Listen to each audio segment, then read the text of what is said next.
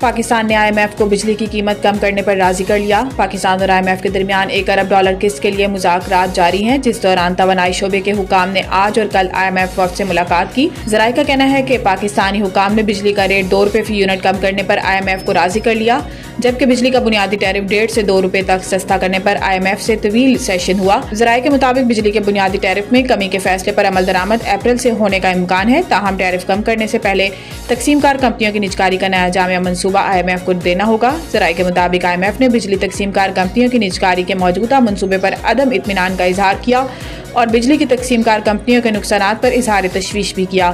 IMF کا کہنا ہے کہ بجلی تقسیم کار کمپنیوں کی کارکردگی ہر حال میں بہتر کرنا ہوگی۔ سپر ٹیکس خاص مقصد کے لیے تھا، ایک مرتبہ لاگو ہونے کے بعد قیامت تک چلے گا، جج آئینی بینچ۔ سپریم کورٹ میں جسٹس امین الدین کی سربراہی میں 5 رکنی آئینی بینچ نے سپر ٹیکس کیس کی سماعت کی، جس سلسلے میں کمپنیز کے وکیل مختوم علی خان نے دلائل دیے۔ وکیل مختوم علی نے عدالت کو بتایا کہ سپر لیوی ٹیکس حکومت نے 2015 میں لاگو کیا، جس کا مقصد آپریشن ضرب ارب سے متاثرہ علاقوں کی بحالی تھا۔ مختوم علی نے کہا کہ حکومت نے منی بل 2015 میں ایک مرتبہ سپر ٹیکس کا نفاذ کیا۔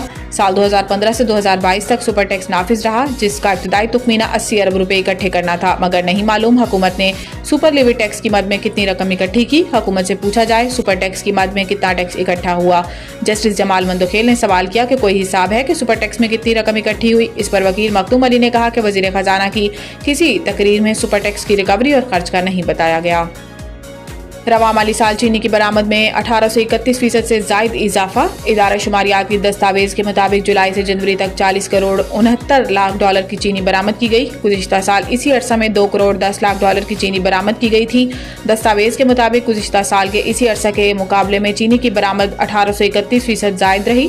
رواں مالی سال جولائی سے جنوری تک 7,57,597 میٹرک ٹن چینی برآمد کی گئی۔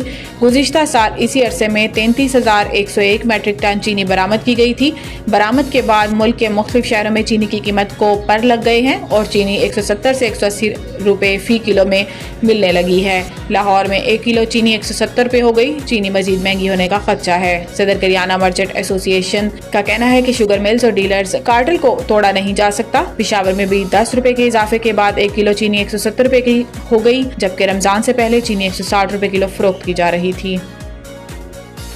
خیبر پختونخوا میں میڈیکل ڈپلومہ امتحانات کے دوران بے انتظامی اور نقل، ویڈیو وائرل۔ پشاور میں ڈان، کرک اور بنو سمیت KP بھر میں میڈیکل ڈپلومہ امتحانات جاری ہیں اور ایسے میں امتحانات کے دوران بے انتظامی کے مناظر دیکھنے کو ملے۔ ویڈیو میں دیکھا جا سکتا ہے کہ امتحانی ہالوں میں طلباء و طالبات کو فرش پر بٹھا کر امتحان لیا گیا، جبکہ ویڈیو میں پرچوں کے دوران طلباء و طالبات کو نقل کرتے دیکھا جا سکتا ہے۔ اس کے علاوہ طلباء و طالبات کی جانب سے اناٹمی کا پرچہ آؤٹ آف کورس ہونے کا بھی شکایت سامنے آئی ہیں۔ اس حوالے سے مشیر صحت KP احتشام علی نے کہا کہ امتحان میں بے نظمی اور نقل کا نوٹس لے لیا ہے۔ اس حوالے سے متعلقہ حکام کو 3 دن میں رپورٹ محکمہ صحت کو جمع کروانے کی ہدایت کی ہے۔